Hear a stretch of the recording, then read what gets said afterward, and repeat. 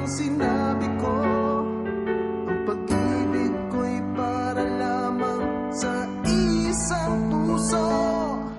Sana ay hindi lamang sa labi mo maririnig. Yan ay asahan mo, pagkat ako'y tapat sa pag-ibig. Sabihin mo lagi ako'y iyong mahal, at hindi panandalian kundi panghabang buhay. Hindi magtatatsin kahit na kailanman, dahil ang tibok ng puso nating isa